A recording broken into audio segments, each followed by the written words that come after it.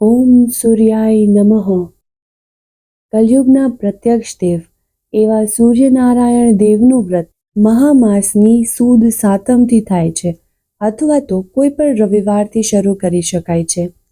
ગાથા ચેનલ પર આજના વિડીયોમાં આપણે સૂર્યનારાયણ દેવના વ્રતની વિધિ તથા કથા સાંભળીશું.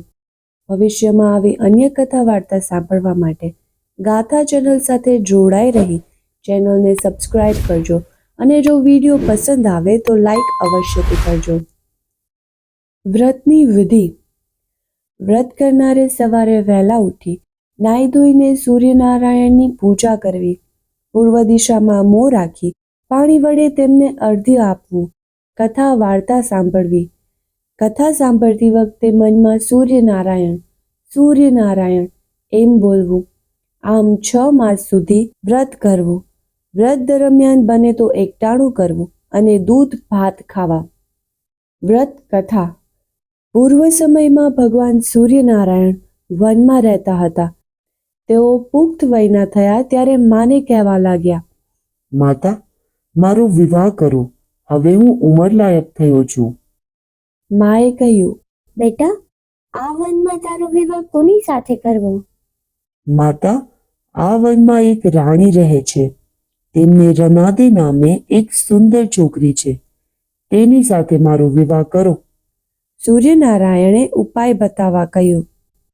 માતાએ કહ્યું, બેટા, એ મારું કયું માનશે? સૂર્યનારાયણે કહ્યું. પૂછવામાં આપણું શું જાય છે? સૂર્યનારાયણના કહેવા પ્રમાણે રાણી પાસે જઈ સૂર્યનારાયણની માતાએ માંગુ નાખ્યું. રાણી થોડીવાર તો કંઈ બોલી નહીં. ત્યાર પછી તેમણે કહ્યું, તમારો સૂર્ય આખો દિવસ નવખંડની સેવા કરે છે. સવારે જાય તે સાંજે ઘેર પાછો ફરે. ત્યાં સુધી મારી દીકરી તેની રાહ જોતી ભૂખી બેસી રહે? ના, એવું તો કદાપી નહીં બને. સૂર્યની માતા આથી નિરાશ થઈ ગઈ અને ઘેર આવી સૂર્યને બધી વાત કરી. સૂર્યનારાયણ ત્યારે તો કંઈ બોલ્યા નહીં. પણ બીજે દિવસે સવારે જવાનો વખત થયો ત્યારે માને કીધું, માં, આજે આપણે ઘેર રનાદે કલેડું માંગવા આવશે. તમારે એની માને કહેવડાવવાનું છે કે ઠીકરી ભાગશે તો દીકરી લઈશ. એમ કહી તેઓ ચાલ્યા ગયા. થોડીવાર પછી સૂર્યદેવના કહેવા પ્રમાણે રનાદે કલેડું માંગવા આવ્યા. સૂર્યની માએ કહ્યું, બેટા, કલેડું તો આપું, પણ તારી માને જઈને કહી આવ કે ઠીકરી ભાંગશે તો તેના બદલામાં દીકરી આપવી પડશે.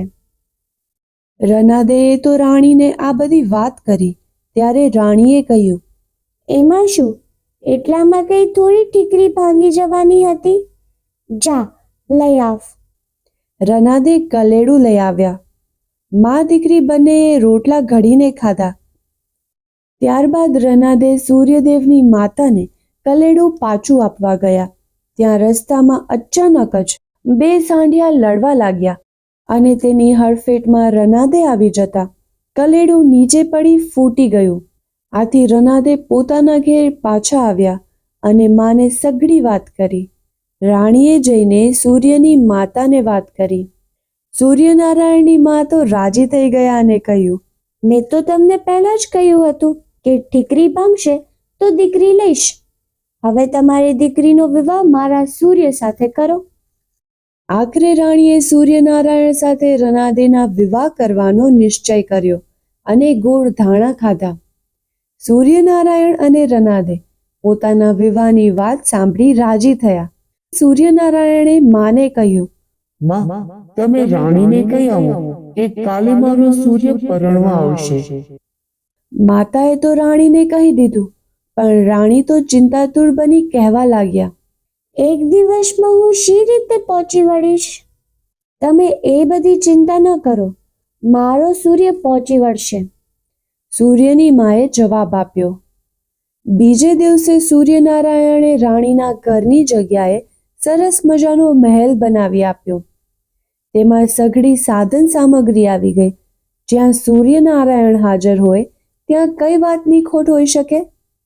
સૂર્યનારાયણ વાજતે ગાજતે પરણવા આવ્યા અને રનાદેને સાથે લઈ ચાલતા થયા. રાણીએ ભીના હૈયે દીકરીને સાસરે વળાવી. સૂર્યનારાયણ રનાદે સાથે સુખેથી દિવસો વિતાવા લાગ્યા.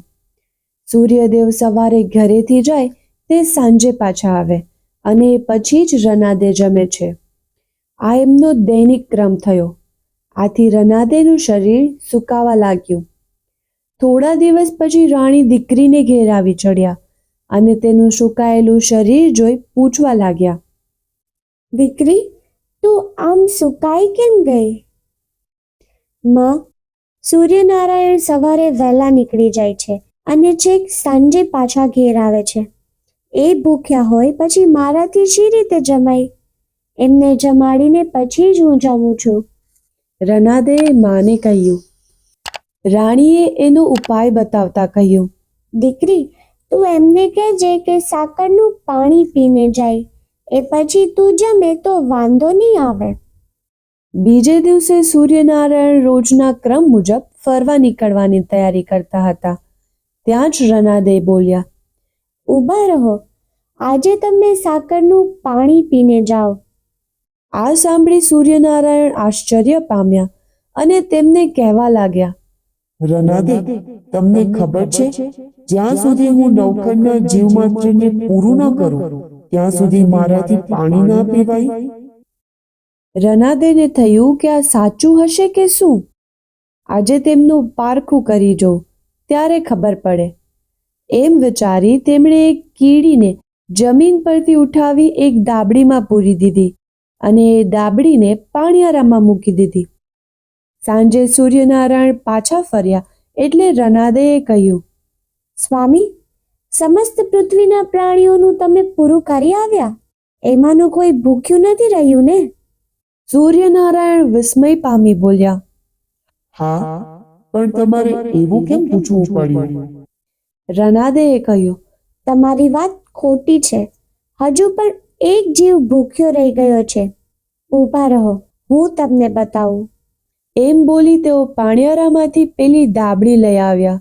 ખોલીને જોયું તો દાબડી બંધ કરતી વખતે પોતાના કપાળ પર ચોટેલા ચોખામાંથી એક દાણો દાબડીમાં પડી ગયો હતો અને ગળણાનો છેડો દબાઈ ગયો હતો. આથી કીડી તો ગળણાના છેડેથી પાણી પીને ચોખાના દાણા પર સુખેથી બેઠી હતી.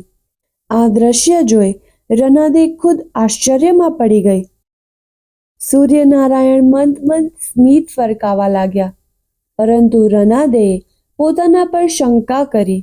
આથી સૂર્યનારાયણ તેમના પર નારાજ થઈ ગયા અને તેમને શ્રાપ આપી બેઠા કે તમે રાંધો તોય ઓછું પડજો, ભૂખ્યાને ભળભળતા રહેજો. એમ કહી તેઓ જમવા બેઠા. એક કોળિયો માનો રાખ્યો, એક કોળિયો રનાદેનો રાખ્યો અને બાકીનું તેઓ ખાઈ ગયા. આમ કેટલાક દિવસ સુધી ચાલ્યું. આથી માનું શરીર પણ સુકાવા લાગ્યું. સૂર્યનારાયણે એક દિવસ માને પૂછ્યું. માં, તમારું શરીર કેમ સુકાવા માંડ્યું? શું કરું દીકરા, તે રનાદેને શાપ આપ્યો છે એટલે એ વધારે રાંધે તોય ખૂટે છે. આથી અમારા ભાગ્યમાં એક જ કોળિયો આવે છે. માતાએ કહ્યું. સૂર્યનારાયણ માતાની વાત સાંભળી વિચારમાં પડી ગયા. થોડી વાર તો તેઓ કશું બોલી ના શક્યા. ત્યાર પછી તેમણે માતાને ઉદ્દેશીને કહ્યું. તો પછી તમે મારું વ્રત કેમ નથી કરતા? મારું વ્રત 6 માસ સુધી કરો અને એ પછી ઉજવજો. વ્રત ઉજવતી વખતે 4.25 શેરના ઘઉંનો લોટ, શેર ઘી, ગોળ આ બધું લઈ લાડુ બનાવવા. નૈવેદ્યમાં એ લાડુ ધરાવવા. ત્યાર પછી એક લાડુ રમતા બાળકને, બીજો ગાયોના ગોવાળને, ત્રીજો અતિથિ કે બ્રાહ્મણને જમાડી, ચોથો લાડુ પોતે પ્રસાદ તરીકે ખાવો.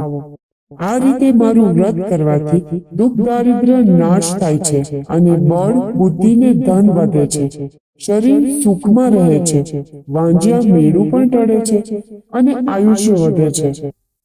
ત્યાર પછી રનાદે અને માતાએ સૂર્યનારાયણનું વ્રત 6 મહિના સુધી કર્યું.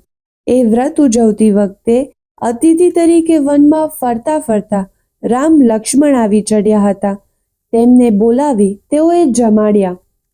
વ્રતના પ્રભાવથી રનાદે હવે થોડું રાંધે તોય વધે, થોડું જમે તોય ધરાઈ જાય. વ્રતના તપને લીધે હવે તેમને કોઈ વાતે દુઃખ ન હતું. વનમાં રામ લક્ષ્મણની સાથે સીતાજી પણ આવ્યા હતા. સીતાજીએ પણ સૂર્યનારાયણનું વ્રત કર્યું હતું. આથી તેમણે રામ લક્ષ્મણને ઉદ્દેશીને કહ્યું, તમે તો જમીને આવ્યા છો, મારે આ વાર્તા કોને કહેવી?